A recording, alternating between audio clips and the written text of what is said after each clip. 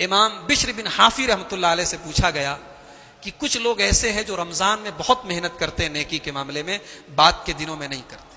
तो इमाम बिश्र बिन हाफी ने जवाब दिया, बिसल कौम ला यारिफून लिल्लाहि हक्कन इल्ला फी रमजान।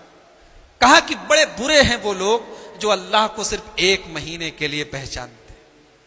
अल्लाह को एक महीने के लिए मत पहचानो मेरे भाइयों। उसकी हवा साल के 12 महीने हमें मिलती है, उसका पानी हमें साल के 12 महीने मिलता है, उसका सूरज हमें साल के 12 महीने रोशनी देता है, उसका चांद, उसका आसमान, उसकी जमीन, उसकी दी हुई दिल की धड़कन, उसकी दी हुई सांसें, उसकी नेमतें हमें जिंदगी की आखिरी सांस तक मिलती है। उसकी इबादत को एक महीने के लिए खास मत करो। वाबुद रब्बक हत्ता यातियकल यकीन।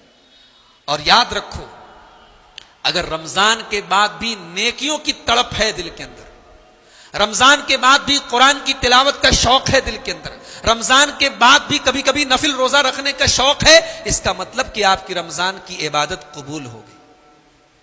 उलमा ने यह बात लिखी है, इबादत कबूल होने की अलामत यह भी है कि इबादत के बाद आदमी इबादत पर कंटिन्यू रहे, बरकरार रहे। एक आदमी हज करके आया, हज के दौरान खूब नमाज पढ़ा, हज करके आया, नमाज छोड़ दी, दाढ़ी रखता था, दाढ़ी शेव कराने लगा, तो हाजी साहब तो लोग उसको कह रहे हैं, लेकिन उसका हज अभी रिस्क में है, खतरे में है। इसलिए कि हज अगर कबूल हुआ होता तो हज करने के बाद उसकी जिंदगी में ये चेंजिंग जो आई थी हज के दौरान, ये चेंजिंग बरकरार रहती, कंटिन्यू रहती। तो नेकी करने के बाद रमजान ने अगर आपके अंदर कोई चेंजिंग की है तो ये चेंजिंग मेरे भाइयों साल के 11 महीने रहनी चाहिए। आइए हम अल्लाह से दुआ करें, अल्लाह ताला हमें साल के 12 महीने अपनी बंदगी करने की तौफीक नसीब फरमाए।